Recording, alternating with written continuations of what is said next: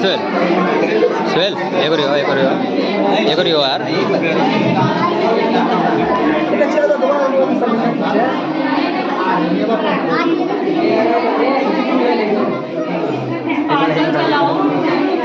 क्या मैम दहो चलिए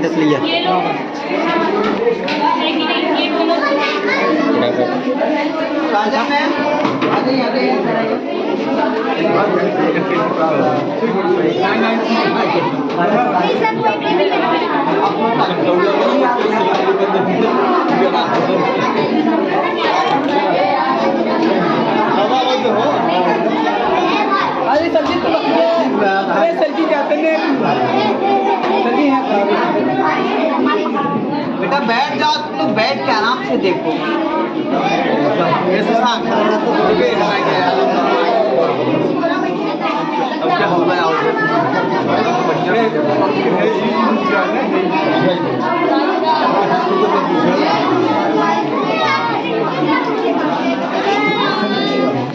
आज की फोटो खींच लो भाई, दोनों लगा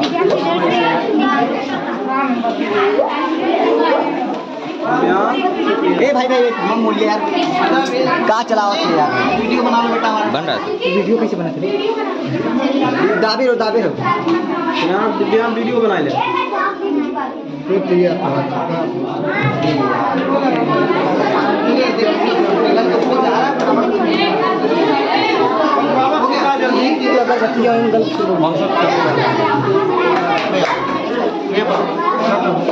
पता नहीं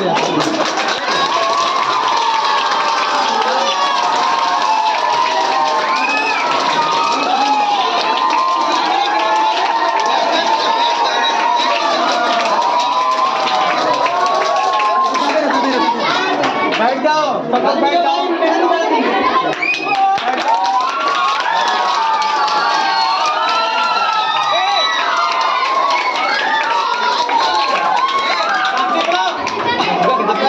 बैठ जाओ। आवाज बिल्कुल मुंह से मत करो ना, बहुत मारी है। बैठ जाओ। छोटा मार सचिन वीडियो बनाना बन रहा है सर। फूक दे पूरी जैसे सबसे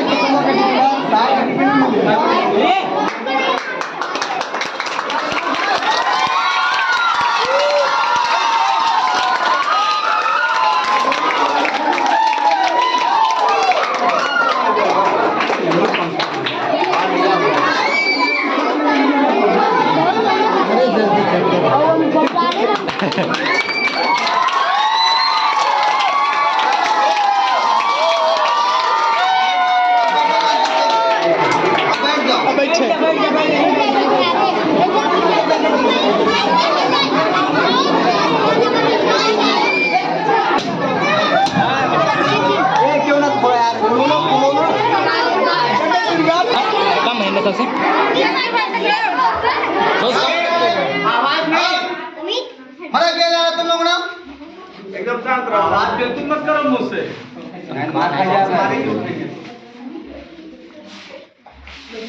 हम लोग यहाँ क्यों इकट्ठा हुए हैं?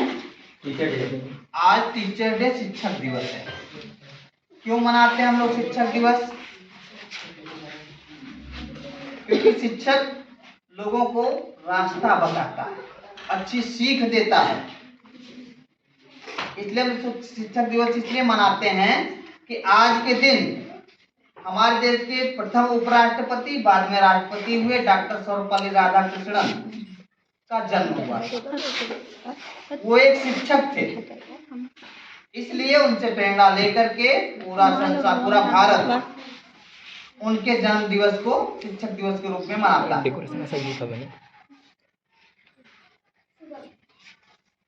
शिक्षक हम लोगों को क्या करता है? अंधेरे से उजाले की ओर ले जाता है, हम लोगों की बुराइयों को दूर करके हम लोगों के अंदर अच्छाइयां भरता है। तो उनसे हम लोगों को प्रेरणा मिली, तब उनके जन्म दिवस को हम लोगों ने शिक्षक दिवस के रूप में मनाना उसी समय से शुरू कर दिया। वो कौन थे? हमारे देश के प्रथम उपराष्ट्रपति थे, एक थे ना भाई, बाद में उपराष्ट्रपति भी बने।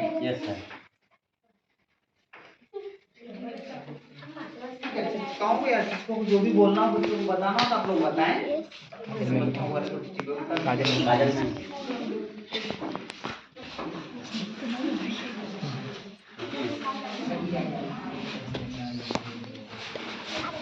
सर्वप्रथम मैं अपनी बात को स्टार्ट करती हूँ एक पंक्ति से। जीवन जितना सजता है माँ बाप के प्यार से, उतना ही महकता है गुरु के आशीर्वाद से।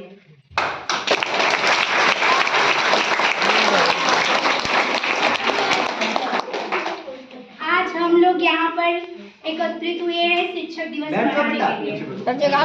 सर्वप्रथम देखिए, एक शिक्षक होने के कारण मेरे मन में यह एक इच्छा हुई कि हम आप लोग के सामने अपने विचार को विमर्श करें। हमारे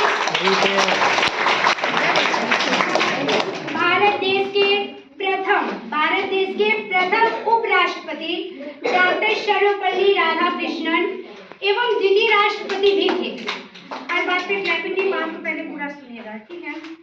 हमारे जो भारत देश के प्रथम उपराष्ट्रपति थे डॉक्टर सर्वपल्ली राधाकृष्णन एवं क्या थे, उसके बाद राष्ट्रपति भी बने थे। और इनका जो जन्म हुआ था वो 5 सितंबर 1888 को तमिलनाडु में इनका जन्म हुआ था। और उसके बाद हम ये जानते हैं कि ये मतलब अपने डॉक्टर सर्वपल्ली राधाकृष्णन जो थे, ये अपनी योग्यता के बल पर इन्होंने अध्यापक से लेके देश के सर्वोच्च पद को सुबोधित किया है। अध्यापक पद से लेके इन्होंने देश के सर्वोच्च पद को सुबोधित किया है। लेकिन आपको पता है, देश के सर्वोच्च पद को सुबोधित करने के बाद भी ये अपने आप को एक अध्यापक ही मानते थे। इनका अध्ययन और अध्यापन दोनों से ही बहुत गहरा लगाव था। इस बात की पुष्टि यह बात करता है, एक बार कुछ स्टूडेंट्स थे जो डॉक्टर सर्वपल्ली राधाकृष्णन का जो जन्म दिवस था वो कुछ अलग तरीके से सेलिब्रेट करना चाहते थे, मनाना चाहते थे। लेकिन इन्होंने कहा कि हमारा जो जन्म दिवस है वो हमारा जन्म दिवस एक शिक्षक के रूप में मनाया जाना चाहिए। अगर एक शिक्षक के रूप में हमारा जन्म दिवस मनाया जाएगा तो इस बात का मुझे बहुत ही गर्व महसूस होगा। इन्होंने अपना जन्म दिवस शिक्षण के पेशे को स्थापित कर दिया। इन्होंने अपना जो जन्म दिवस वो शिक्षक के रूप में बनाया। उसके बाद देखिए, आपको पता है एक शिक्षक वर्ग ही है जो सभ्य समाज और शिक्षित जो शिक्षक होते हैं वो सभ्य समाज का निर्माण करते हैं। एक शिक्षक का ही काम होता है कि वो एक सभ्य समाज का निर्माण करे। और उसके बाद क्या है, आप हमारे वेदों और ग्रंथों हर जगह गुरु की महिमा को, मतलब गुरु के पद को बहुत ही ईश्वर से भी ऊंचा पद दिया गया है। एक आप लोगों को बात कबीरदास ने बात कही है। कबीरदास का मतलब एक दोहा है, देखिए क्या है कि गुरु गोविंद दो खड़े काके लागो पाए, गुरु गोविंद दो खड़े काको लागो पाए, बलिहारी गुरु आपकी गोविंद दियो बताए। उन्होंने कहा बलिहारी गुरु आपकी गोविंद दियो बताए। उन्होंने कहा यहाँ इस बात का अर्थ ये है कि परमात्मा भी कहते हैं पहले आप गुरु का वंदन कीजिए। परमात्मा भी कहते हैं कि पहले गुरु का वंदन कीजिए, क्योंकि परमात्मा तक पहुंचने में जो आपको मार्ग प्रशस्त किया वो गुरु ने ही तो किया है। जो परमात्मा तक पहुंचने में जो मार्ग प्रशस्त किया वो किसने किया? गुरु ने ही किया। तो उन्होंने कहा परमात्मा भी कहते हैं पहले आप गुरु का वंदन कीजिए, उसके बाद आप ईश्वर की वंदन कीजिए। इसलिए एक शिक्षक में देवी और देवता दोनों का समावेश होता है। एक शिक्षक में देवी और देवता दोनों का समावेश होता है।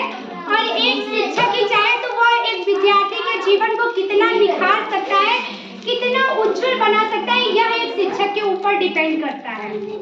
एक बात और है, शिक्षक और विद्यार्थी के बीच एक मिट्टी और कुम्हार का रिश्ता होता है।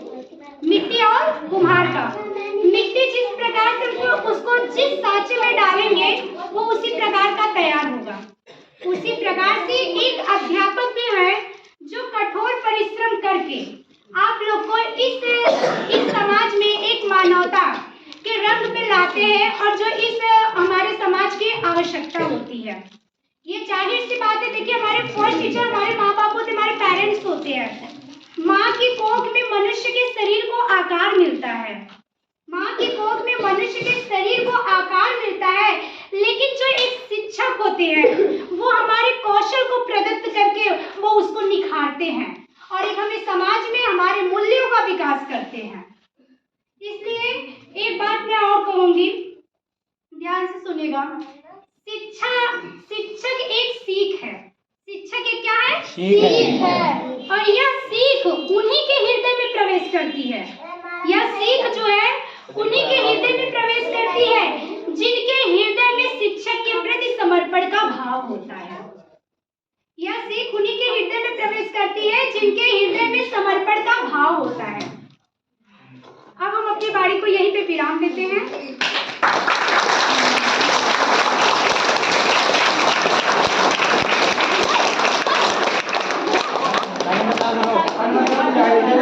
शांति से बैठे रहो थोड़ा समय और।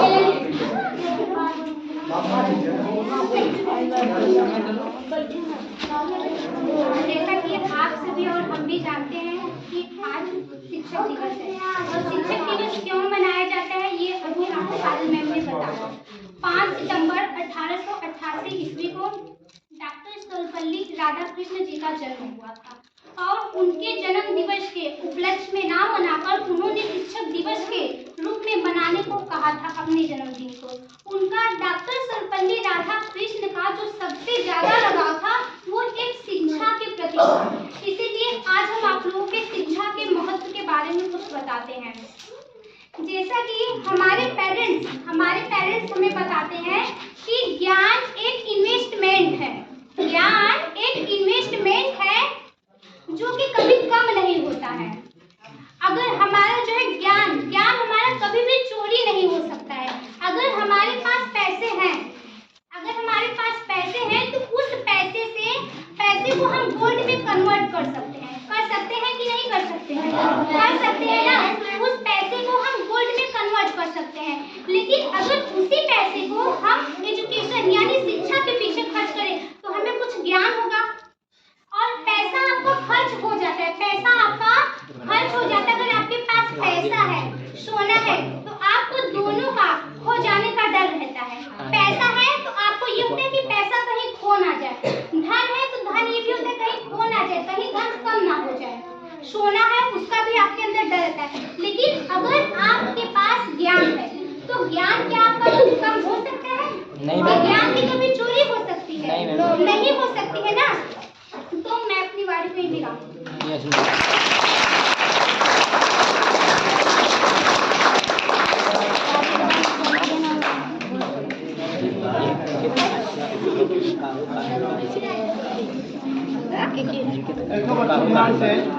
ध्यान से देखो। सुनिए सर क्या कह रहे हैं। अच्छा शिक्षा, अच्छा संस्कार, अच्छा अनुशासन। अगर आपका अच्छा संस्कार रहेगा तो अच्छी शिक्षा प्राप्त करते। संस्कार बहुत जरूरी होता है यस।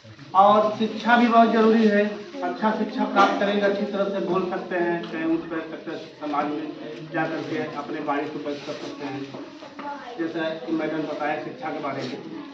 और अनुशासन में नहीं रहेंगे तो मनमाना कार्य करने रहेंगे, इसलिए अनुशासन जरूरी है।